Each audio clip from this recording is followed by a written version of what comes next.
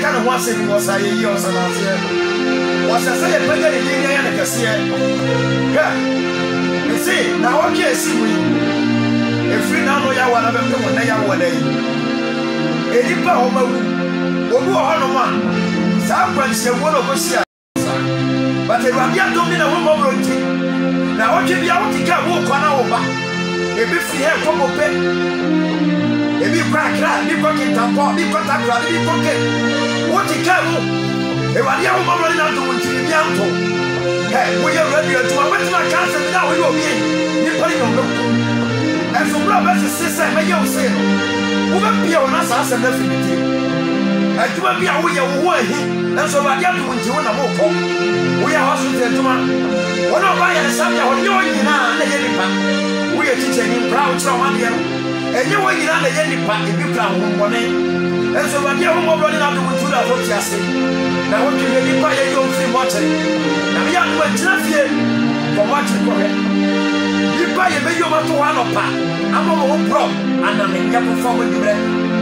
As I said, so what you see, you are the watching. So I say a Pedro Linia. Bible say, yet the men first can come out rabbit. Was a mere rabbit. A woman wonder in our woman. A big puzzle. And one woman, a woman like I was so no man. A woman but I in our mere rabbit. Second, we really just with the power. And come in, and I decided my grandfather in power. And so I decided in our chair. I just saw the Get to me, Yamafafa. Messe man of Fafa. Hey, why yo? Jesus, man of Fafa. And I was you. Hallelujah. Really, man of Fafa. And I do you.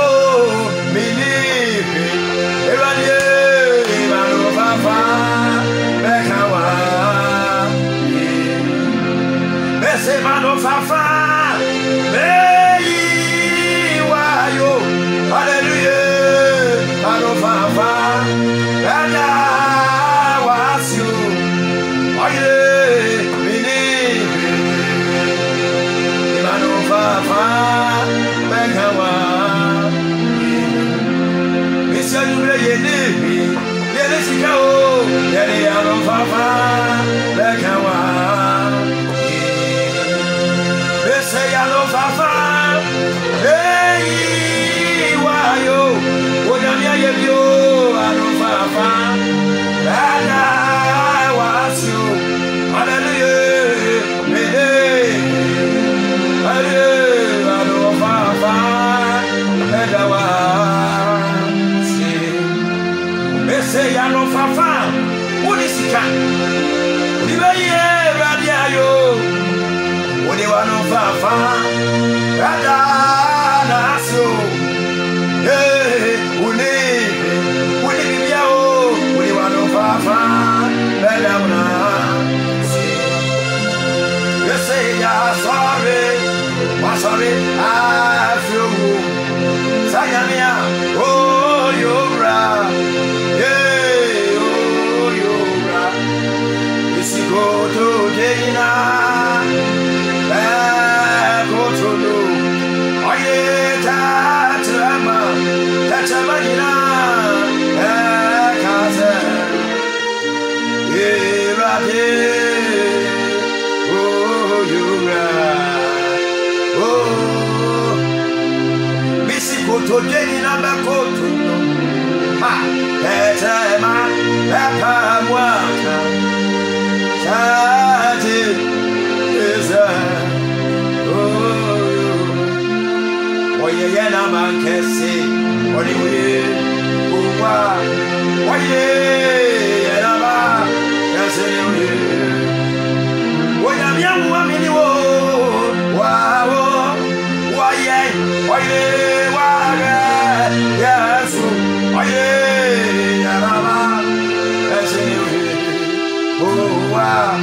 Hallelujah.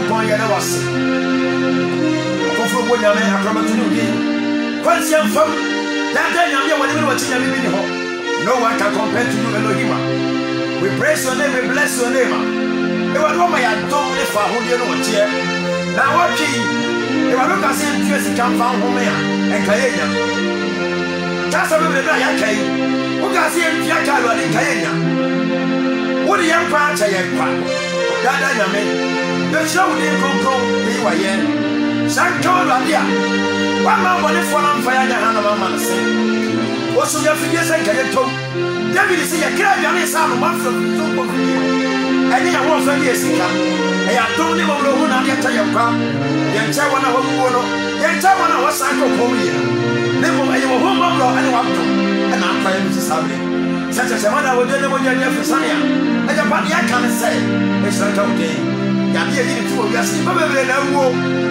wana wo se ka ko si ama ma ne wana na wo ti ya je ri wo mo da fi ase wani fo ne ku ye wani se kan wo ye wo da ye ana ko ni se ye be wo tu tu bo ye e fa bi e che ye ye ase David say wo tram ko fo pe ko wo ho sa be sia wani e be ya ko so da o ntime ye ye ba fi ase e se na so e san se ye wo wa wura de a wo na wo ye Israel fo fo sanka wo ni bo wani kunim dada nya wo ye jawo e wo Yesu Kristo ki mo amen amen last covenant Yes. Yesu Kristo oni apama itwato me no ma be chensem bi na rade nam so be hirawo o say Jesus is the last covenant Yesu ono ne apama itwato Yes. na obebusa se apam ne de apam free hen de apam ne rade ni pa ye o so ro hen ye da wase bra be ka sa kire Amen. won sem pie ma han ne man tete kwafo hunu nyansa nipa bi a onnim wawurade no sa nipa ne bere Yes. na de onnim wawurade ne ba de omre Amen. wasam ne se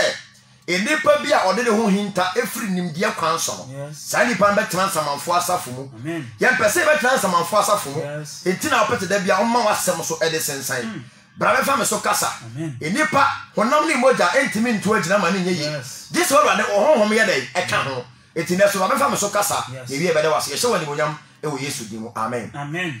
ye kasa covenant ya ye so many covenants anansa ye wo apam bebre ene ruade Nyankopon ni nipa ye ewo kyerosem anansa ewiase beda ho ba ye wo four major ones apam mako 4 9 eno na ruade Nyankopon di nipa ya sa apam no na oye de agi nipa sa na me be ka sa apam ne ho asama kyerɛw me wia na ma kyerɛkyerɛ ne ma bi mu de akyerɛw na ubehunu se de sitie yes je me so ka amen amen unim ewade ni nipa ya apam edikai obo Adam no tie ewade ye eni Adam ya apam sa ba sa apam no wan kan kyerɛ Abraham se Adam se one Adam ya apam wo de ade ne fiefo Adam de ewade bo no ka kyerɛ se edi ntro asase ba bi a wayi ade ato hɔ ama no one na yire ntona so sa ba di ka to sa asase no sa asase ne friend the Garden of Eden wa asase so sa wo hwehwe ne so tresi wo hwehwe history won say ne Iraq sa Saudi fo nkuro na omote won te hono blessed yes no matter how it is wo pa mo nto bo mo se nkogu ho on be ye agya enti Ghana ya ma mo ha mo ho se Arab fo ye agya mo asase Nyankopon hira no dada amen amen enti ho de Ewade ka say Adam ne yire ntana ho na omo ya asone ne Ewade bu fu nipa enti enipa Ewade Nyankopon epeke no embra ne nipa di bone Bible say Cain akọkọtena ba bi ye fan the eastern part of Eden yes Eden na poye e ho na Cain akyekyere ni kuro na Seth so ene ne ma kọtena Eden no anafo yes ana ho kyekyere wo mu kuro enti Seth asefo no de no mu tie Awurade asem ana Cain asefo no on be ya asode tie Awurade enti Bible say druba bi mo de wo ho fry na Cain asefo no Seth asefo no ware enti no mo to Awurade ne mo asem to twene yes ama bone be tre wa asase so Genesis chapter 6 e hona Awurade bu fui ana o se manu ho se me ye nipa enti me din so yiri e be pa nipa nyina ere efra asase so amen the Bible say na man bi wo ha ne e friend Noah na sa Noah no Bible say ono no ontene fatu tirim because according to scripture was say Noah nya Awurade anim adom yes enya ne tene ne na je no e ya adom yes ma me nyina han kan se me nkyere wo ha efri ade bo ahyase Adam ye bo ne be si Kristo so trene ni bi a mawiase e nipa odi ka de trene be si ho kire yen e ma ye huru trene e ye Kristo Yesu amen da bi me ka trene ho asema me kire omu yes amen amen etuni Bible say Noah nyaruade ani madon ye trene no ka che Noah say Noah bidi so ye ba be sa asase yes eti wo Noah me no ba be ya pam na sa pam na me no be nipa biara obedwani aba sa pam ne ho no me ruade medene nkwa amen apam ne se fa wawa ya adaka na sa bi wawa ya adaka bodawuro se enipa bia peso nya nkwaje no sa nipa na mesene nkwa wura adaka nu amen amen amen eti Bible say Noah shase ye na Noah bodawuro 120 years tiemiye Noah time na do ma machine ho odi yakuma na ebu nua ye won krofo a omukobua Noah ema Noah ebu nua no but adaka ne de o ma anye dey the same as ne ye wodi pa bi wo hono mu a asori adwuma obeye obe support but asori pa de onye dey ukokrom na ko bia asori ye won krofo mbeboa ba onwuram bi John Gas no onwuram because no oba asori no no wa mbase oba betum nyame sofo no be pa no atwempana nti oba na samfa no ko cheme so ka amen the Bible say nyankopon ka che Noah say Noah be no be ya sa pamfa wa ya adaka ne bo dawuro say nipa nyina nyane mewuram yes onu nsa ye pen so e the same enti Yesu ba no be ka say sadie Noah nan ye sa na nipa maye ne be dey so be ye ka amen amen ti asemwe ne fatu trimu ye e ma wura mfida Noah time erwade ani nipa mienu emre bia nyankopon be ye apam a odi be gi nipa nkwa bia no odi nipa wan yes eti Noah time na ye Noah nkwa amen amen Noah alone enipa bia no wa bro san kese a o ka sa mo so metena ha no enso ne fa o nyina eti Bible say Noah ya adaka no eno ne friend the covenant of ark yes eye adaka apam adaka nyankopon ka say Noah nyene nipa nyina nkowuram amen eti Bible say nso yire ba asase so be sai nipa nyina pepa nipa nyina fra asase so o wie no o che aboa o de aboa ne bo afode aboa ne mota nte wa de rainbow e kan ne hontam say on fan so nsa asase pepa cho ahatie ni ye rainbow ne nyankopon yi ba no anka say enso nto so beto enti obi o no ma bo say rainbow na aba nye enso nto pepa cho nye sa rainbow ne kire say Ewade aka ne hontam say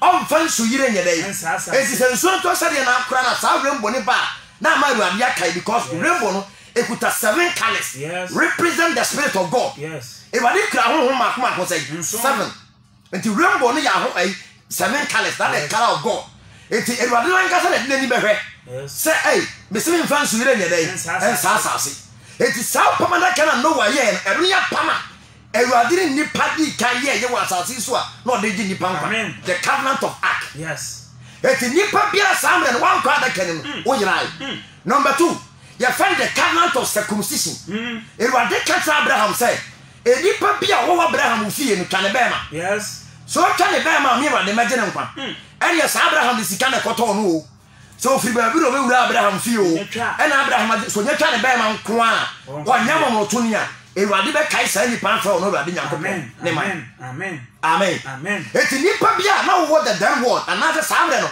na wo wiase a na woni Abraham fie a ne yentwa wo bema no na ewade fra osakana man no fra bokiti usukoko no fra wo gentiles amen sa me na ewade nyankopon ye dey enu amen amen ne ewade nu sa ni pa because of say yen circumcise o yentwa wo bema eri se yetwa wo bema pe afedie no ba be ya ewade dia amen sa me no enipa bia na obetima ko sakukuo bi atwa wo bema pa no ewade nyonto amen amen bi bia sam so ba kse wade o yes the person who say heaven na ye kan wasem e wo ho na ewade yankopon se say efrade bo asase e na adoduru ye so na Jesus is the last covenant na me kan wasem tro amen am who say so I reject Kristo Yesu a wo be tro yes amen amen the Bible say Abraham etwa mema no woni fie nyina twatia nti ewade kai Abraham abusu nyina e be ye ne man enum na Jacob masefo ene Abraham awonto aso Isaac no nyina ye dey epie bai yes enti de ne mom de sene so say ye ntwa wo be ma ye num amen amen de se ntwa wo be ma ye dey ye num enti won ka ho enti ba bia wo fire no odi opa fa wo be ma no be fra wa bra ye ntwa e masa ye be yi wa to atwe ba wonya Abraham asini Enti saa de nka say di so be do Israel time. No that so you saa de. Yes. Enti me friend the covenant of circumcision.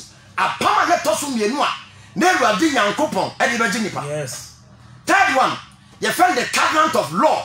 I say, and not to kakra wo. Amen. Amen. Aha, me teme ho ase kakra wa. Yes. Sa the covenant of law no. Tirie, fatu trimayo fida. Yes. Awurade Nyankopon no man ba ko pe na yes apa no. Ye fra on man no Israel. Israel. Ah no mo kakasa na ye Hebrew kasa.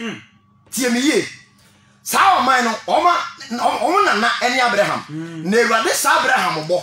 I will catch them and say, me rather me wolf nipa. Yes. It is our palm me for a third one. You find the covenant of law. Yes. Sa palm na me be so. Na me my ever dip time and say so. Na me so the other day. Yes. It is time man akwa di baby.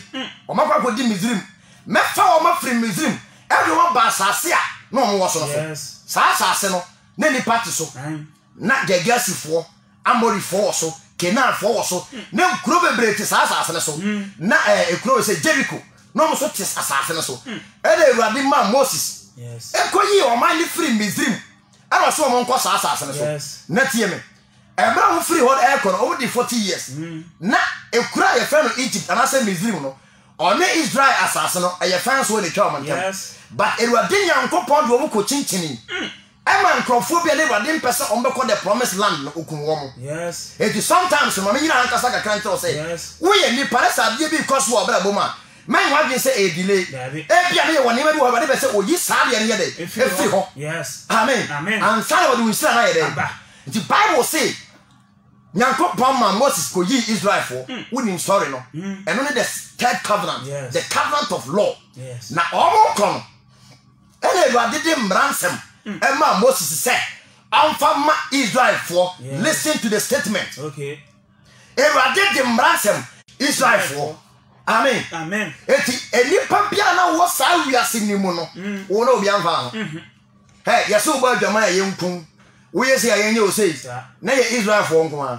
Wo ban fofo so wo obi na oni asam. Because Israel for na mra na ye de. E tetere wo mo. Yes. Amen. Amen. Eti nipa bia na wo bu mra na so no. Na yekum. Na sas bra no na ye Moses nko na Awurade yi no woni emra bi Moses bu mra no so Bible say mo bia nwara manama mu ni Moses na de sa amra na bae Moses kwa tia no ho fa oba manama mu e da onua ba Miriam e de Aaron mo kokan wo mo kokan no Awurade bufui wo ma kwata be gu Miriam ho nyina amen Amen. Sa bra no na Moses eye nyame wo Egypt fo anim Sa enti Bible say Moses leading on mine no na ye Moses nko a when you odifo bia nka Moses ho say Moses word when Aaron ye the kasamafo name Moses was a leader on the leader yes and Aaron challenging Moses and Awurade buofu Aaron because Aaron ye wo no we just interpreter wo ye just say wo no we chiame no na ye ohene no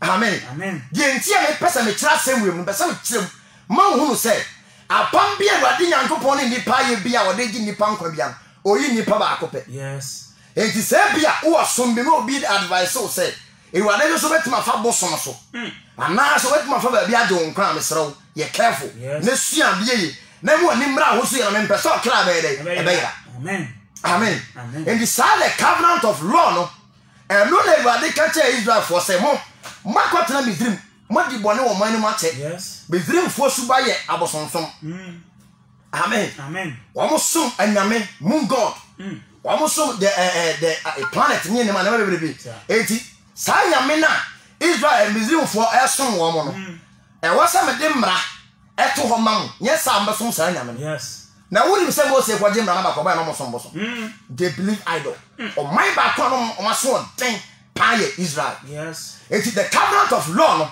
e no ne apama Awurade Nyankopon ni betim ho wo de mra ma wo mo na emra ni mo no ero oduru baabi no se kai homeda na ye ne kronkron na sia na ye wadwuma da to so nso no e ye homeda e ma Awurade wo Nyankopon ye mi ye pa nko a wo se sada na sadye we na obi a ono kwa asore me menda se to obi a nkokwasi ada sai ni pa be ko mun saje me pa chawo obi a wote Ghana ha bia wo ne homeda ni asem david amen amen because homeda eni ho ma Ghana wuni Dabi. homeda wo ho ma Hebrew for say ka tell say sa o man na Awurade yi wo no o mo kasa ye Hebrew Yes. o nka Hebrew kasa amen Amen. e dey wo ye nyina wo twere nyina wo Hebrew kasa Sir.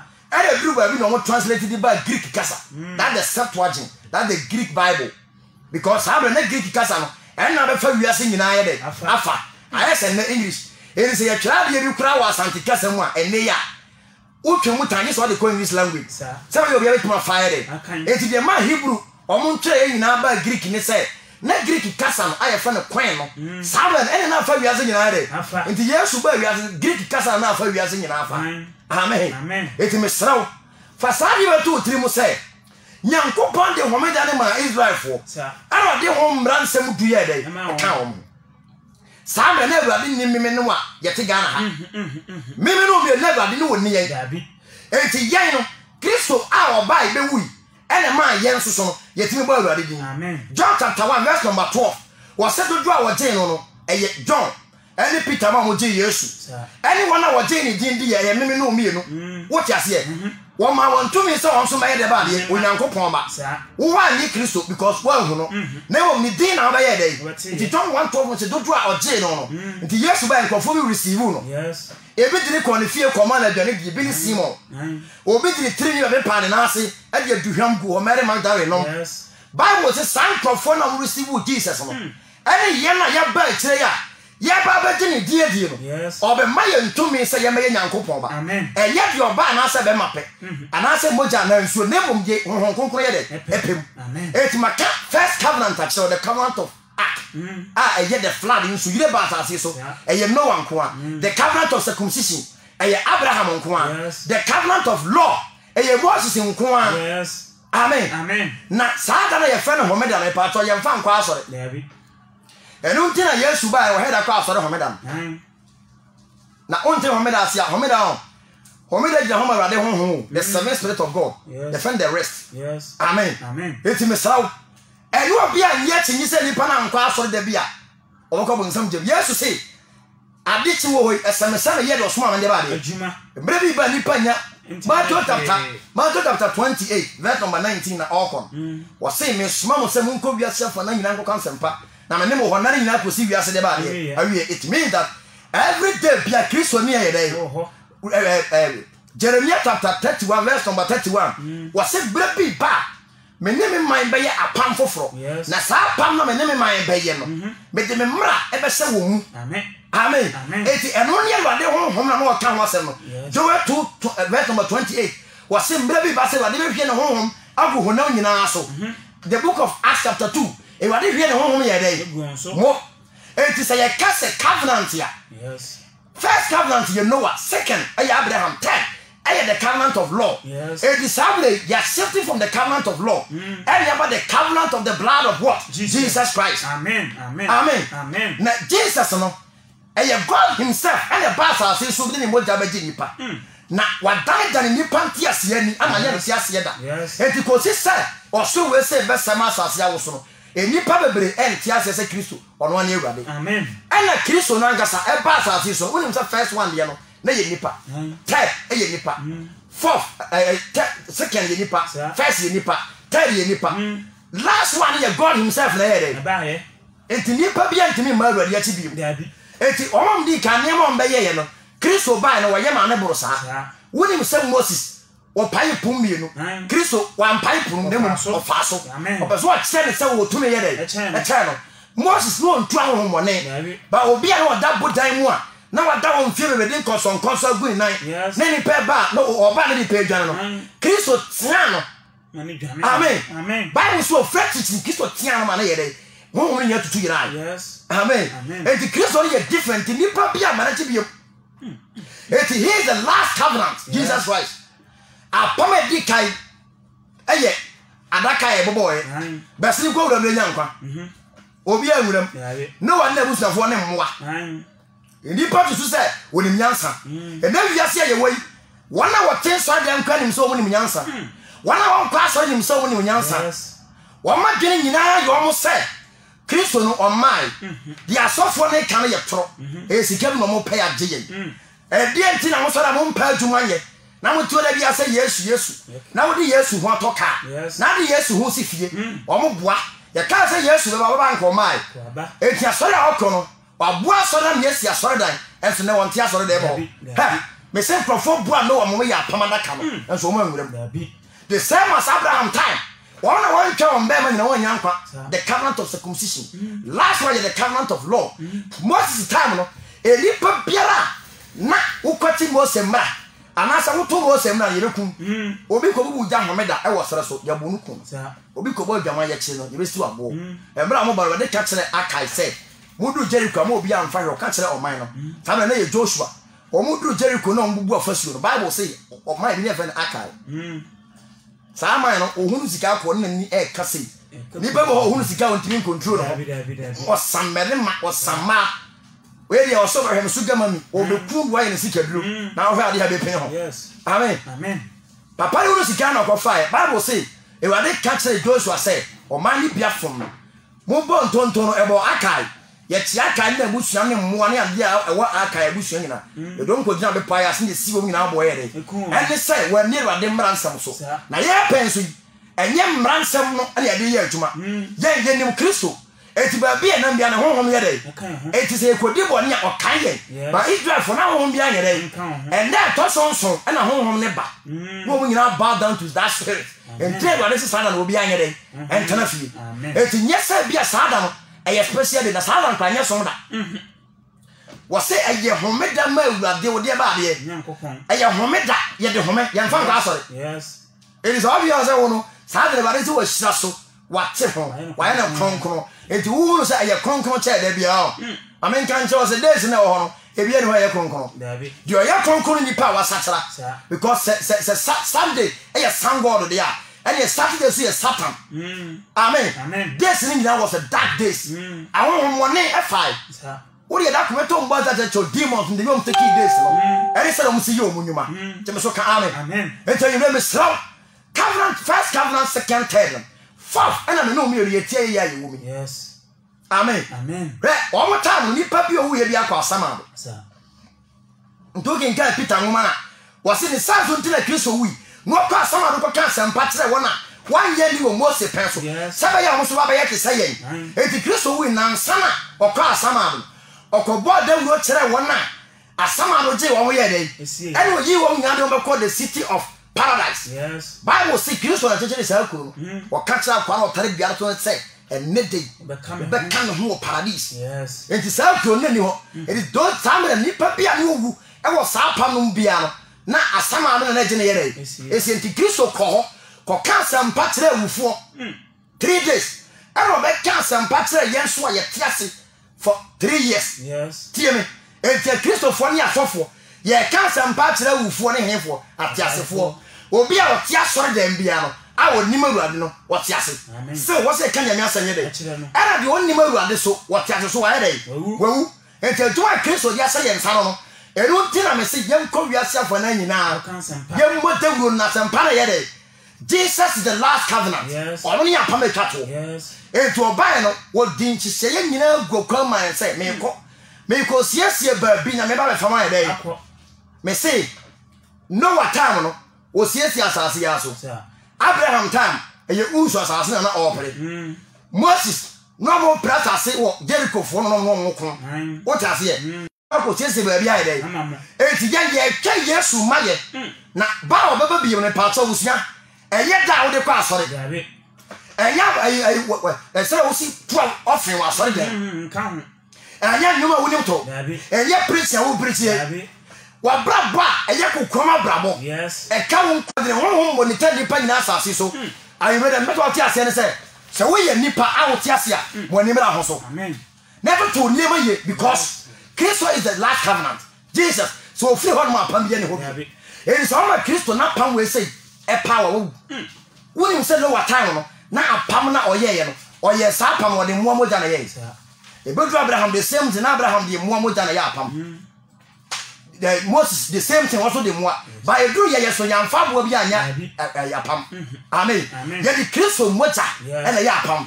Onu na de no ba for de man to kinkai some 5 years on my feet or say more my hot for no money. Yes. One hour now for the boss, whatever. Apam.